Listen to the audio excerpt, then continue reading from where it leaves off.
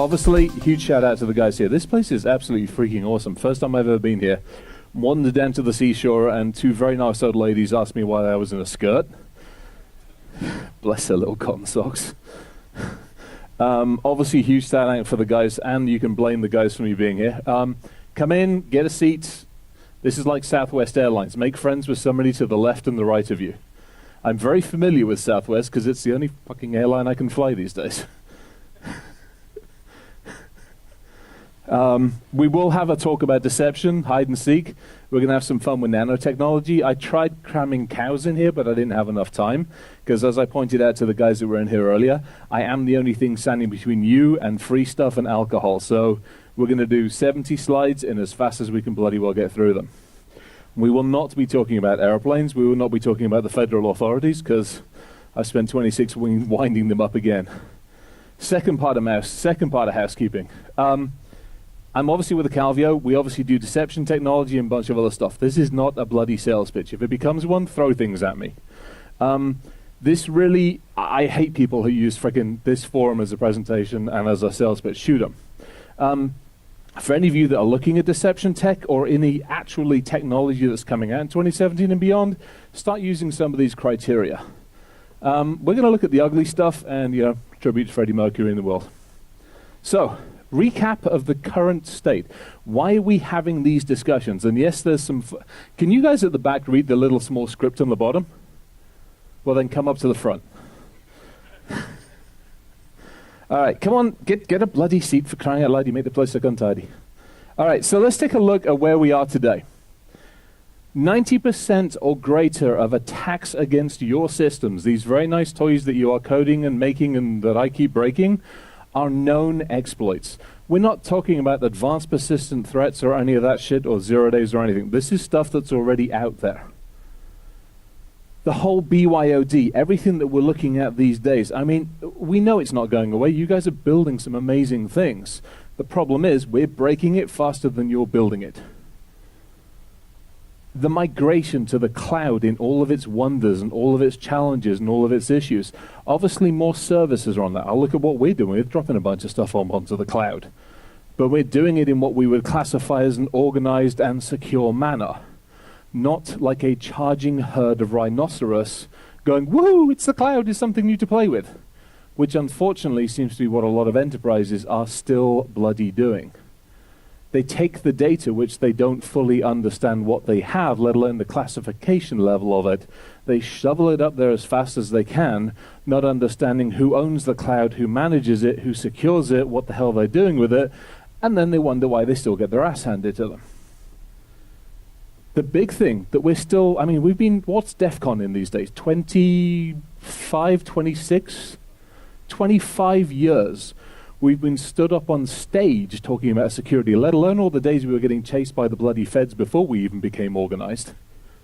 And yet 20 plus years later, so many organizations still do not have an organized security program. So many organizations, the startup communities here, San Jose, Colorado, and all the other next to us, like, well, we'll just build it and we'll figure it out afterwards. That shit's got to stop. And the big nasty one, 75% of IoT manufacturers will not be able to address the issue. Well, what issue are we talking about it? All of the damn stuff. A friend of mine's like, oh, I've got a new crock pot and it's IoT. I wanted to shoot it and then him. Why the hell do you need a freaking IoT crock pot? Well, it's cool. I can start it up from home. Well, so can I. And I can have it abuse your fridge, which is abusing the microwave, which denial of services attack your wireless. Sound familiar? Let alone the cars and everything else that we're building this technology into. And then to add everything onto this, we're letting it loose on the general population. Approximately, by 2020, 4 billion people, 25 million apps out there. So we're on what, 2017 now? 3 years and change, we're going to have all of this apps. And let's face it, 24,999,000 of the damn things won't be coded securely. It is an ever-increasing playground for the likes of us, the red teaming guys, the purple teaming, the attackers, the hackers. And yet we keep shoveling all this stuff up here. And we still keep putting the onus on the poor user. which, if we look at the math, isn't the best thing to do either. Let's take a look at this. 4 billion connected people in 2020. It's a lot of people. And we can dispute those numbers, but it's going to be a lot. If you take the standard bell curve by, unfortunately, which most of us are measured by, we have about 15% get security. We have 70% of them who follow the herd. Sheeple. And then we have 15% can't spell security. Or they're in the top, I'm going to use LinkedIn, I'm apologizing about this. You know that top 20 passwords from bloody LinkedIn? And there were, what, 2.5 million people in that top 20? And the most complicated password was 1, 2, 3, 4, 5, 6, 7, 8. And I was like, well, that's great. It's an 8-character password. It's perfect. We trust these people to actually secure their systems. America, about 4.5% of the global population. This was before Trump got into power. It's probably down to about 4% now. Sorry. We will have more of those as we go through this. 26.5 million people is about 8% of the US population. So if you break the math down, at most, 8% of the population that you are targeting with your new shiny toys will have a chance of understanding security. And Rudy Giuliani is not in that 8%. I couldn't help it. I mean, this is what we're looking at. It's just, I mean, it's not going to end well. Not if we keep going the same way. Summary on it. We're adding complex technology. We're handing the technology to a population that's challenged at best. My mother, for crying out loud, still calls me up for tech support. She's 5,000 miles away from where I currently am standing. Christopher, I just got this new thing and it tells me, oh, God help us. Thankfully, I backdoored a computer and I can get into the stupid thing and fix it. How many of us face those situations with the families that we have? Let alone everybody that we're selling these things to. We're integrating the technology into our homes, our offices. We couldn't take care of the data when it was locked in the four walls of our companies. We only just managed to take care of it when it was in the mainframes back in the 80s and 90s, and the only reason we could take care of the shit is there was a man on the door that would shoot you unless you had the right color card. Since then, we've lost control of the data. Yet we still don't protect it properly. We don't necessarily always have the in-house knowledge and the understanding to look after our own systems, let alone the ones that we're dispersing to everybody else. We don't necessarily have the resources, unfortunately. And we don't really have good eyes on our own systems. I love this one. We use this regularly. We will send out, when we're doing red teaming, we'll send out healthcare websites. Well, welcome to the new healthcare website. We're actually good. We're helping your company by giving you advanced information on your healthcare solution. And they're like, brilliant. And we're like, because we're so helpful, we're actually hooking it up to your Active Directory. So all you have to do is put your user ID and password into this little box. 85 or greater % hit rate. Go, oh, it says employee login. Shit, I must put it in there. Game over. We own you. End of discussion. And kind of, this is how we are. Aha, say the vendors. How many vendors do we have in from downstairs, by the way, before I just abuse them all? Because the vendors go, we've got blinky lights for you, and they will solve everything. Good gods. Firewalls. We've got a new firewall for you. It's called Next Generation IPS. I think Cisco has coined that, NGIPS. Have any of you seen the blurb on that shit? They took the firewalls from 2015s and the IDIPS, they put the 2018 purple blinky light in it, put new marketing blurb around it, and are selling it. We went past those 10, 15 years ago very quickly. All of the data, DLP for crying out loud, you can circumvent, obfuscate past DLP. This stuff's easy to break. You got more blinky lights. You should have policies, procedures, controls. I'm not going to ask how many of you have them, because I don't want to have so few hands in the air, because I would imagine there will be. So many organizations we walk into to do assessments and consultative engagements with, let alone breaking into the buggers. We actually go, hi, so what policies do you have for acceptable use policy for little Johnny over there using his home computer on your corporate network? Well, you know, we're a trusting environment. Great, I'm going to taser Johnny until you put an acceptable use policy in place. I just walked into one, where was I? I was in North Carolina. Monday, I walk in, the guy's sitting there with his computer. I'm like, hey, that's a nice one. It doesn't seem to match any of the others. He's like, well, I'm using my computer because they said I could. I'm like, what happens if you get run over by a bus? Well, you know, it's my computer, my family get it. I'm like, fuck that, it's got my core data on it, it's mine, I'm buying it from you now. We cut him a check in the afternoon. He kept his toy that he liked, but it became my toy. Simple solutions. Security event log monitoring. Great, wonderful product as long as you've got 24 pairs of eyes watching it 24/7 by 365, which we probably don't have. And this one annoys the hell out of me. You get a pen test. No, you don't. Most of you just get an assessment by somebody who runs a set of predetermined tools. I don't know who I was talking to down in the bloody Munchies line earlier on today. By the way, Munchies were good, thank you. But somebody was like, oh, you need to use more than one tool. No shit, Sherlock. If any pen tester comes to you and says, oh, I'm going to run Nessus, taser the bastard. Seriously. I'm like, for God's sakes. I was on site the other week, and they're like, oh, we had a certain company, I'm not going to say it, I really want to say it, but I'm not going to say it. I will. I will. It was Trustwave. I walked in, they're like, oh, we had a pen test. It was 11 pages long. They scanned 20/24, so 250 odd addresses. They scanned it for 4 weeks and didn't find shit. Of the 11-page report, 9 pages were marketing, 1 page said that we didn't find anything, and 1 page had screenshots. I could have shot them. Let alone the fact it's a complete disservice to the client, it puts us in a stupid-ass light.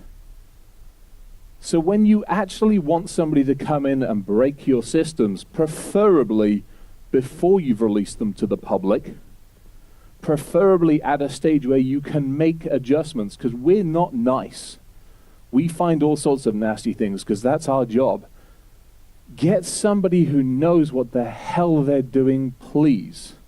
I don't care if we're bringing people up through the ranks. We all have to do that.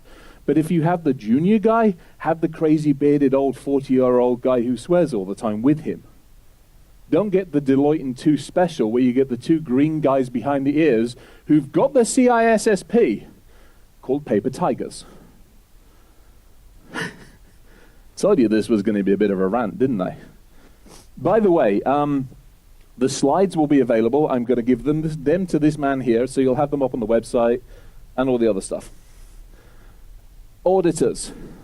I actually feel sorry for auditors these days because they come on site. It's an adversarial, unfortunately, it's an adversarial relationship. Oh God, the auditor's here. Which room can we put them in? How little can we tell them? And how can we get away with everything?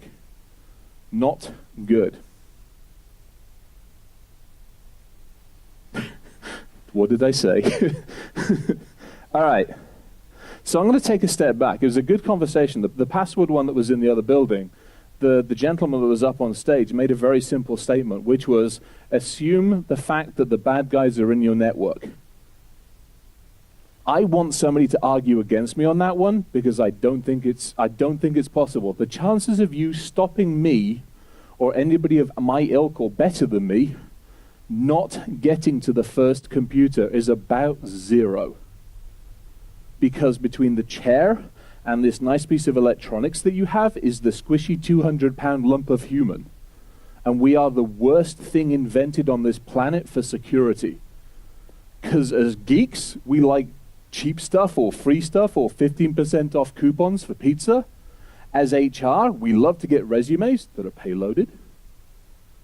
As legal and compliance, we obviously get stuff from the DOJ in a PDF that we obviously have to open up, which is payloaded. And I'll send you to as many free things as I possibly can. Somebody's going to click something, or I'm going to get credentials. You cannot stop me, and I'm happy to argue this over alcohol afterwards. You cannot stop me from getting to the first computer. And that's where the challenge comes in, because so much blinky shit that we sell, is trying to convince you that you can. But you can't unless we take the human out of the equation. The other nasty thing that's against you, you have to be right every single time. Every single action you take as a defender has to be 100%. And you got to get lucky once. Some dingleberry who has access from development into production posts something, it's never happened before, and opens up a web page, portal, port or something, and you know damn well it's going down. So, let's have a recap. So, what does my computer want to do about it? There we go. Let's take a little bit of fun. We'll take a step back, we'll stop beating up on ourselves, and we'll have some fun. Because this is fun stuff. One of the nice things I get to do with the Calvio is take the proverbial crystal ball and chuck it out, 5 or 10 years out, to see what happens. So we're going to have some fun. You think you got problems now with the computers and the IoT and the ICS and all the other fun stuff? Yeah, we got nothing yet. This is where it gets really freaky and really fun. And this is something for you guys to think about. Part of my job here isn't just to give you some leaving thoughts, but it's to make you guys think, where are you going to be in 5, 10, 15 years' time? What technologies are going to be out there? Not codes, what languages, or any of that stuff. Where are you guys going to want to focus in that amount of time? For us, we're taking a long, hard look at the nanotechnology stuff. Why? Because it's fun. Because you're able to target humans directly. Stop breaking into the equipment. We're not talking about breaking into defibrillators or the insulin pumps or anything else like this. We're talking about getting into humans directly. I love my squirrels. We're going to have a fun squirrel picture. So what are we talking about? We're talking about single molecular carbon-based computing. Quick question, is anybody in this field that's sitting in the audience? Or anybody interested in this field? Or should I just skip over the whole damn thing for fun and games? All right, we'll have some fun with this one. So this is kind of cool stuff, about a nanometer, so really small. We've got a picture on this stuff. And you can make them do all sorts of interesting things. At the molecular level, they're one of the strongest and stiffest and hardest and all sorts of thermal kind of cool stuff. But the fun thing is it's like Lego.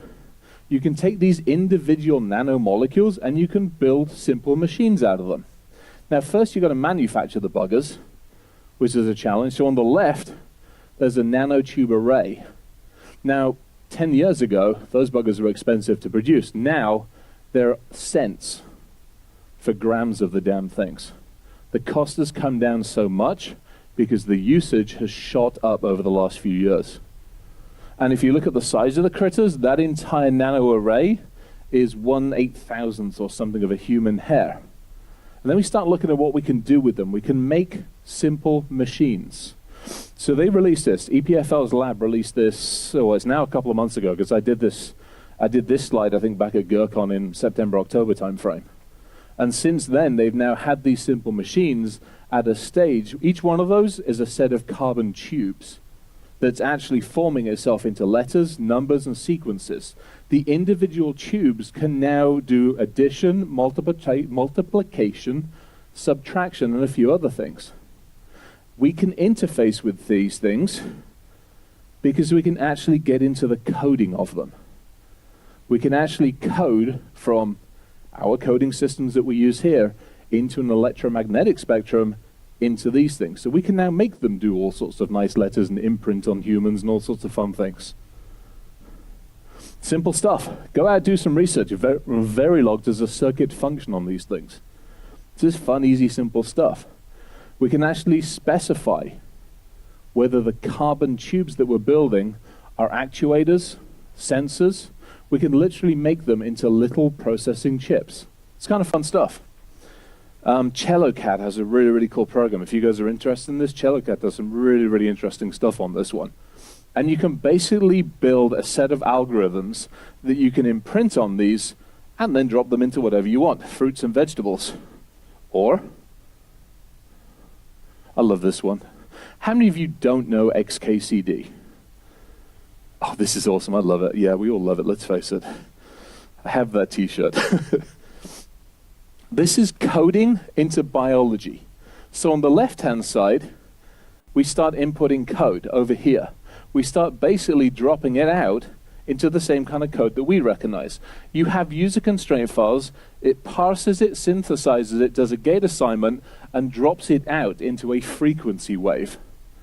So my source code that I've spent the last couple of weeks building, I can drop into a frequency generator, I can drop it onto, well, in this case we use E. coli. We can drop it onto saurian bird flu, and a few other things. And now we've got to deploy it. We've got it on our nano chips, we've got it on everything else. Now we figure out how the hell we deploy it. That isn't reality. This, however, is reality. Top left-hand side is actually nanobots that have been built to swim in the human blood system. The cool side about these things from a medicinal standpoint, it's freaking awesome. You start taking a look at what you're designing today, what you are building, and you scale it down to a molecular level, imagine the applications that you can build and you can design. That stuff's built. This is science fact, not fiction we're dissing around with. The same thing, we can now get them to code. Now, there's some good and some bad with this. You can't ingest them yet through breathing. Emphasis on the word yet. Thankfully, the body's got all sorts of barriers between blood and brain and breathing and blood and all sorts of other things. They are working on breaking those barriers down. Kind of scares me a little bit, because these buggers are kind of small. You have no clue if you breathe them in or what the hell's going on. But, yeah, it is what it is.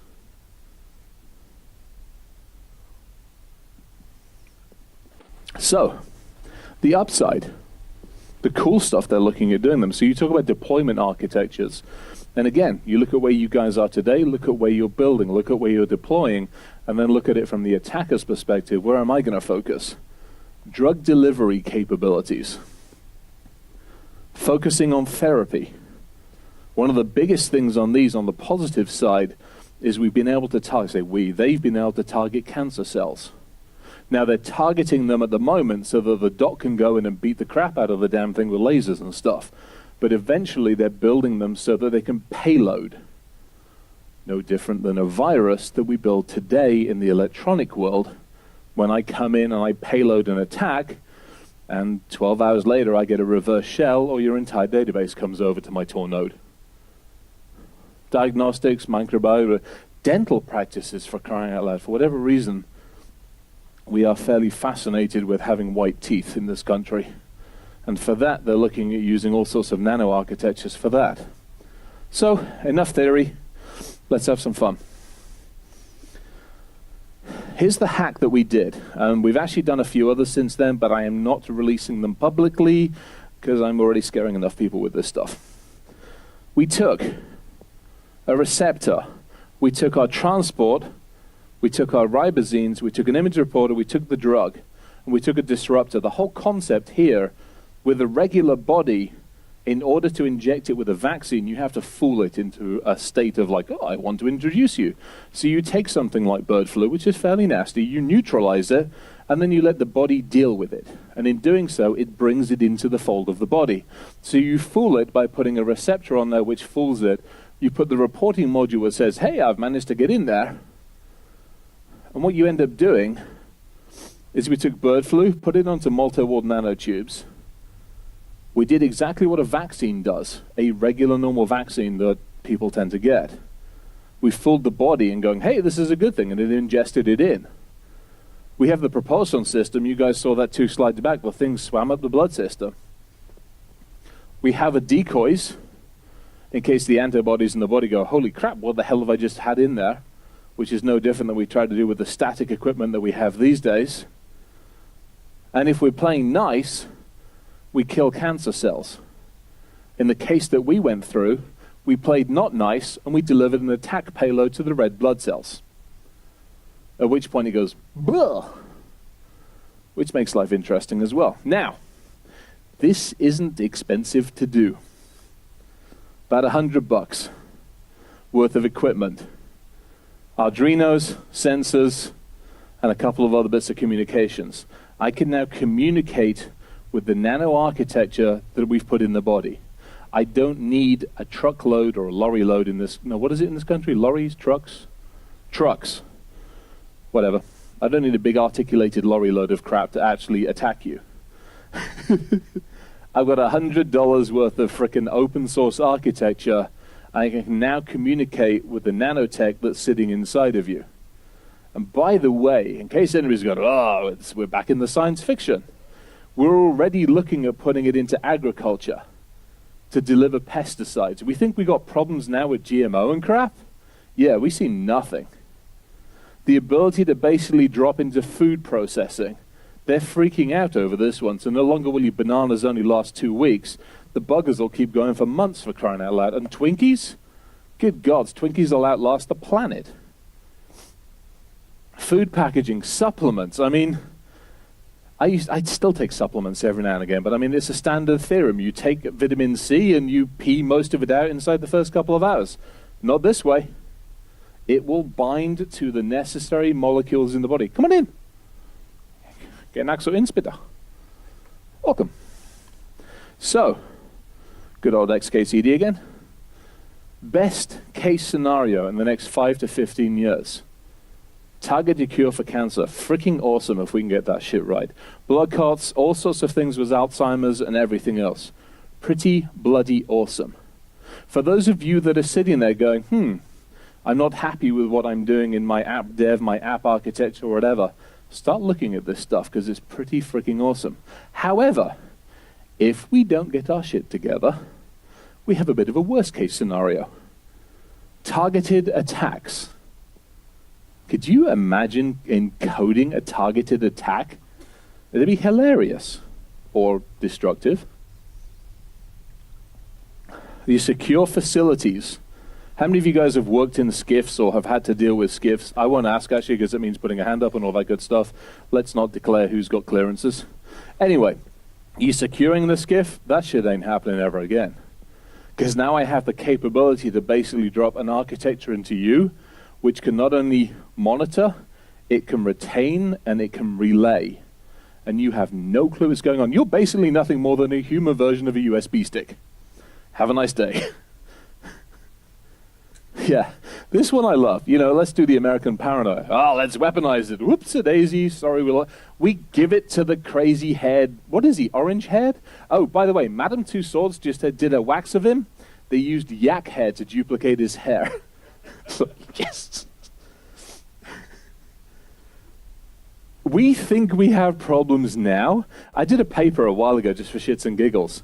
Most of you, I'm assuming, have seen Terminator version 1, 2, 3, 5, 4, 6, whatever the hell they're up to these days. Does anybody actually follow the timeline on that bloody movie? I did a whole thing a while ago basically saying that Skynet was right, that we are probably our own worst enemy. This is likely to prove it if we don't get this shit right. Obviously, temperature and electromagnetic weapons become basically the weapons of the day, let alone $100 worth of Arduinos. So, you know, and then we take the other option, which is, hey, we all live for a long time. Well, that's great. The Earth's struggling as it is with 7 billion of us. So, yeah, challenged. Again. Not for the first time. So, now that we've sown despair and all the other stuff, let's see what the hell we can do about it. I get a second to actually have a quick drink. I love my squirrels, for those of you who've never seen me present before. So, what do we do? How do we actually fix the problem? How do we not just fix the problem on the nano architecture, but how do we fix it for the days that we are living in today? We'll take an adage from Packet Storm's years. Evolve or die. The tools that information security puts out these days have to evolve. The day of the static purple blinky piece of shit that gets put in a rack has to be numbered. Stop buying it. Why? Because it has to autonomously learn the environment it's in. I had some questions for some people down there and they're like, oh, we do predictive. I'm like, no you don't, it's a fucking signature. That's not predictive, that's antivirus from what, 1980s? Hello, they've called and they want their programs back. It needs to adapt. It needs to emulate. Learning behavior needs to be built in. We talk about the ability to do... How many of you have heard of user behavior analytics, UBA? Good gods alive. We can't control the bloody users. Most of the time we have no clue what the hell they're doing. Half the bloody time we want to shoot them, taser them, or both. How the hell can you do user behavior analytics when you can't even baseline the buggers? Build an architecture that can learn rather than trying to baseline something that you cannot control. Build something that could be physical or virtual or in the cloud. Again, I get fed up when we see point solutions. I can protect you in the cloud. Well, what if I've got an on-premise? Well, I can put it in a 2U rack. Bullshit. Give me something that's adaptive. Security's got to evolve. Until we start seeing preventative, predictive, and actual intelligence-based systems, we're not going to stand a chance of winning. And it's got to be flipping intuitive. My God, I mean, the poor guys who are actually trying to look after the very systems that we have. That's cool. I like the ringtone on that. Do you want to answer? Hey, can I answer it?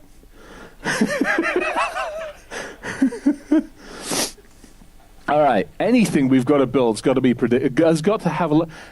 For crying out loud, when you are designing the next sodding widget that you are designing and you want to let it loose on the mass population, I want two thoughts out of you. Oh shit, the 6'3" hairy guy with a goatee is going to beat the crap out of it. And God help us, his mother's going to get hold of it. If it doesn't satisfy those rules, don't release it. And if your CTO still wants to overrule you, give me his telephone number.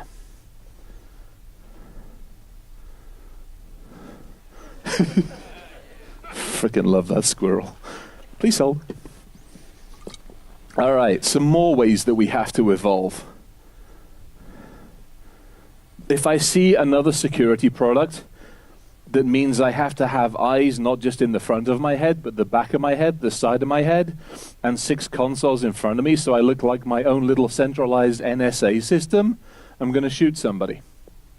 If your GUI sucks so badly that I can do command line instructions more effectively and efficiently, you've failed. I think, what the hell was the last one I was... It's bloody Cisco probably again.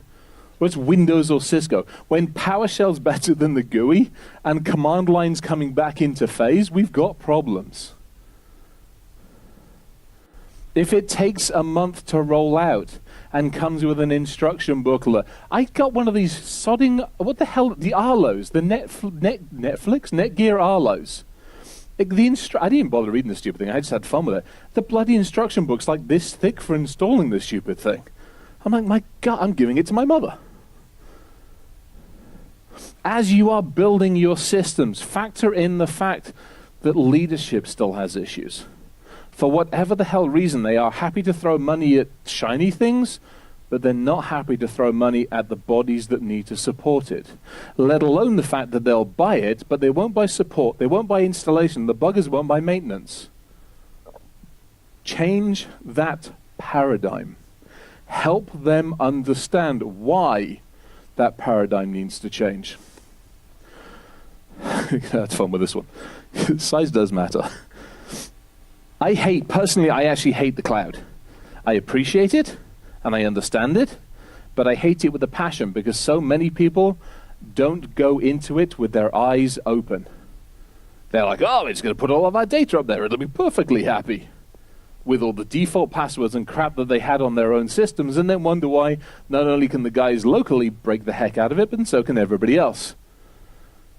If, when you deploy your system, we have to put an entire rack of gear, and I'm going on deception here, because deception annoys the hell out of me. Because you've got the guys like, oh, I can build you a new... deception is Honeypot Mark II. We'll have that discussion. So if you're going to build a deceptive model where you have to roll in an entire rack of hardware, you've failed.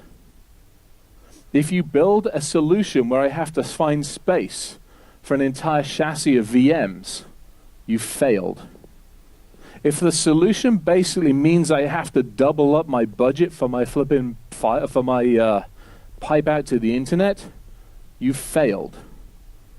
You have not adapted to the architectures that you are targeting. And if I have to open up another bloody LDAP service account just so your crap can actually work properly, you failed. All right, another quick scroll moment. This was what I was like this morning. I finished working yesterday at about 9, 10 o'clock, got about 2 hours of sleep until about 11:30 last night, the alarm went off. Worked until 4:30 this morning when the alarm went off that I should have gotten up to go to the airport to get my ass here. So that was what I was like when I got to the airport this morning. I'm like, need a cup of tea, need a cup of tea, need a cup of tea. Okay, the other one that drives me nuts. There's as developers and as architects and as solution type people, you have to take into consideration.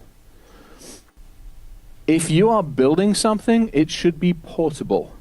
I should be able to walk into a healthcare location in the same way I can walk into manufacturing, retail, financial, or whatever, and I should be able to deploy it. I should be able to take these solutions, especially security solutions, and deploy them in any vertical bloody market I want to. If you turn around and say your solution is enterprise only, I'm going to taser you. Because so much of the crap that we're dealing with is industrial control systems, is IoT, smart, SCADA, the whole bloody lot. Including all of our data. One of the biggest issues that we still have. Perfect conversation with the password chap. Was simple. It's simple. The data isn't just sitting in the data center. It's not just sitting in the one SQL table that you hope it's in there. Because Mary from finance has downloaded some bits of it. Fred from accounting's got some of it. Half the bloody IT guys have probably got access to the stupid thing. And some dingleberry in development decided that they needed permissions in UAT and also flipping production. Because they were a special snowflake. With the same user ID and the same sodding password. It's got to stop. And this is the big stuff. Security cannot be an afterthought in when you're building stuff. This is almost a plea from me. 10 minutes? Gotcha. I think I'm getting there. We're actually doing pretty good. Ish. Security can't be something that you remember after QA. I still work I do a bunch of stuff with a bunch of startups. And I will sit down and have nice conversations with the guys that are holding the coins and the purses and the money and say, hi, if you build it insecurely, I will be the one that puts it out on the internet as being insecure. Whether you like it or you don't like it, get the shit fixed before it hits the streets. We have enough problems with the stuff that we're putting out there without adding more to it. Security can't be left out because of budget issues. You know what? If you've got to take one less free lunch and the free Cokes that you get and all the other flipping perks, maybe those get scaled back a little bit because you can actually secure the damn thing. Take one for the team, please. Security is a mindset. It's simple. 2017 already belongs to us. Change the paradigm. It's a differentiator as well. And it's our responsibility. Because if it's not to the responsibility of everybody who's sitting here, I'm the one that's going to be ripping you new toys, which means I'm going to be doing this.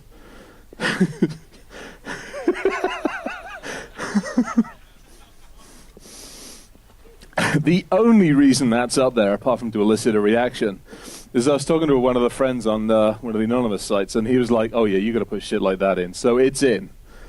And it's on video. My mother's going to watch this, and I'll get Christopher? Yes, mother. All right, so let's do a case study. We'll talk about deception for a second, because I promised we'd talk about deception, because I think it's in the bloody... That was a motorbike. That was a good one. Sorry, squirrel moment. This is why I have squirrels in here. All right, so deception. Okay, we think of deception, most of us probably think of deception as the old honeypots. They were great. They stuck out like a shining beacon. You'd scan a network and be like, oh, well, you wouldn't even scan the damn network. It'd be sitting there, go, look at me, I'm a honeypot, I'm a honeypot. You're sitting in this sea of Windows 7 machines, and there's a Windows XP machine going, I'm a honeypot. Fuck it, I'm going to leave the damn thing alone. This stuff, I mean, it went out of mainstream. It's still supported by a freaking amazing active community. I cannot say enough about a lot of those guys. But we didn't use it. Why? Because we fixated on those sodding firewalls, which are useless. I'm not saying burn the firewall, because that would be fun, but it would be foolish. But I am saying give it some bloody help. So we need to change it. We got to reinvent it with the criteria I just yelled at everybody about, and we've got to make it effective, and we've got to make it preventative. This is Honeypot version 1. Great idea, good science experiment, really didn't stop shit. So we talk about high interaction versus low interaction. Quite simply, low interaction is like, hi, ooh, great, I've got you. End of discussion. That's not high, that's low, brain's gone to sleep. Low interaction is I poke it, it sends an alert one direction and sends me back a header. That shit's easy. The high interaction is where a couple of the companies are going, oh, we've got to have a rack full of gear. Bullshit. Find a different way of doing it. There's all sorts of really nice tunnels and virtualizations and VNICs and all sorts of fun things that you can do that. You can have both if somebody would take the bloody time to do it properly. I can have autonomous auto-interaction with the attacker. When I put this thing in my environment, I shouldn't have to tell it what the hell I want it to be. If I drop it in a sea of Linux boxes, it should be able to go, I've got that, I've got Red Hat, I've got Debian, okay, I'm going to be a couple of each. It won't go, well, bollocks to this, I'm just going to be Windows, because that's what I was told to be. It should automate that. It should deliver banners. It should deliver pages. This is simple stuff.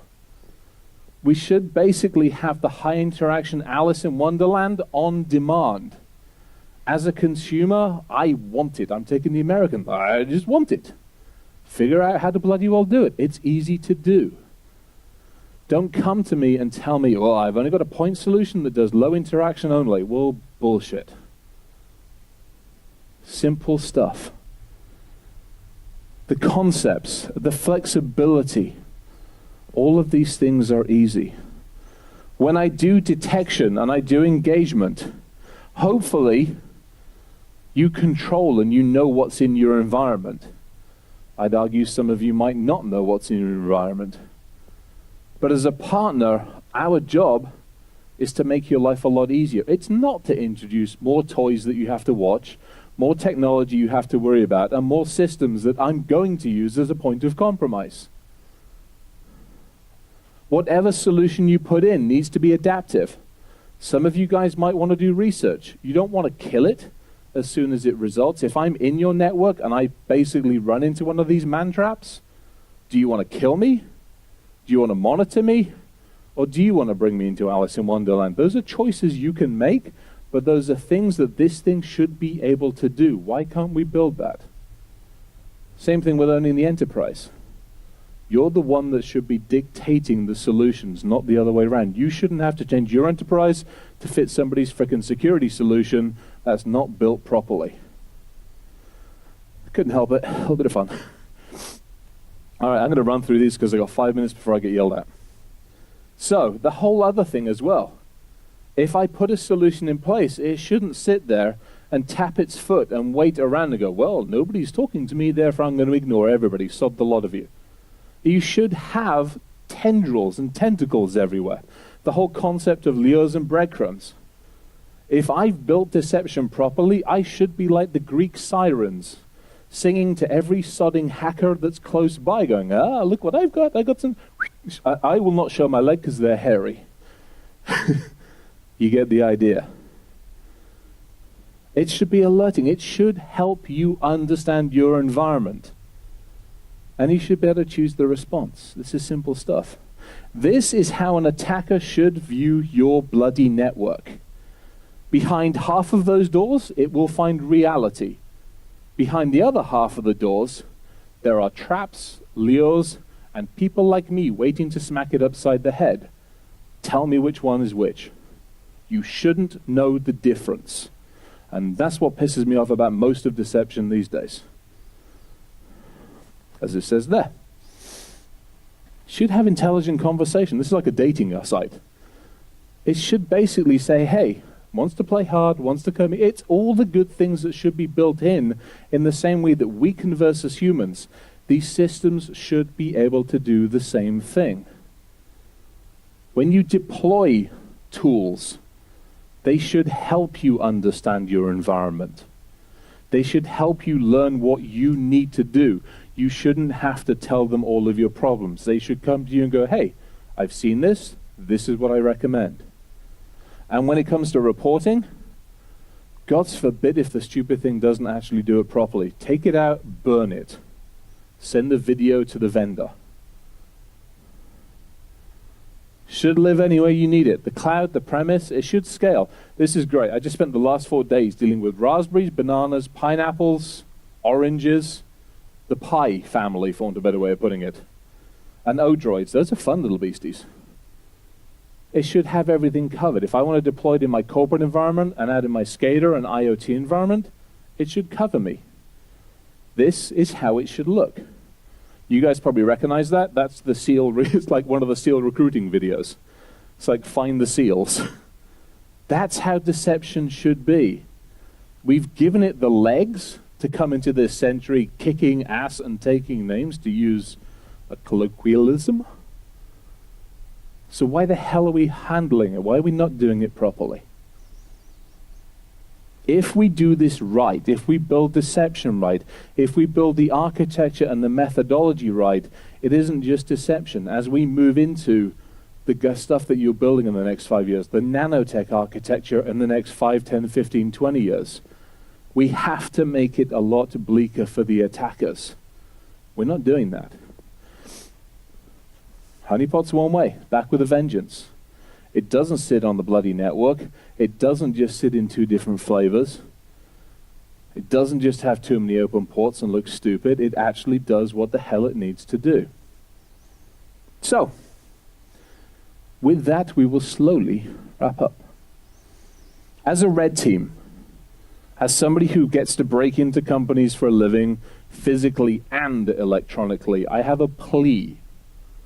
As you design and you develop and you encode and you do the things that you do well, stop putting default passwords in place. Stop putting default passwords on GitHub, on JetBrain, on Oracle forums, on other forums. I watch them, I see them, I don't want to see any more, please. Don't share crappy keys to the password description we had earlier. Get some intelligence in there. I want a challenge. Typically, we're into an organization, big, small, or indifferent, by lunchtime on day 1. Give me a challenge. And as the blue team, they don't want more screens to look at. They sure as hell don't need the users to find even more insecure ways to work. They want something intuitive, and quite honestly, they need help. They need something simple, because they are simple, because we like our users. And make it for everybody. When you design something, design it with the masses in mind. Don't just put a point solution in place. Think about how and where else it can be used. Start taking a look at it for the enterprise. Take it for the OS and Android. I don't know how many bloody products I look at. They're like, oh, Android only. I want to phone the developer up, find out where they live, and do nasty things to them, their pets, and their family. And if you really, really have to, you probably should make it for bloody Windows as well. Only if you have to. Only because I'm banned from their campus. I did nasty things to Xbox a few years ago. The data, as you architect, as you design, as you build, take a look at where you're putting the data, how you're putting the data, what you are doing with the data. So, I'm wrapping up and I'm hitting my time. I think I'm actually hitting it just right. So I'll give thanks again. Obviously, the Acavio team for letting me cause chaos and mayhem around this place. A huge thanks for the guys at AppSec California putting on a freaking kick-ass conference by the looks of it. I only got it spent after today, and the munchies today as well. Obviously, Edward, thank you. You can blame him. And the other chaps down here for letting me loose on stage. To everybody who was here, thank you very much for hearing me out and having chaos and mayhem. Squirrels, polar bears, airbag seals, and Eddie Mize as well, as everybody. So, last slide. Thank you very, very, very much, everybody. Go forth, get presents, and get alcohol. Thank you.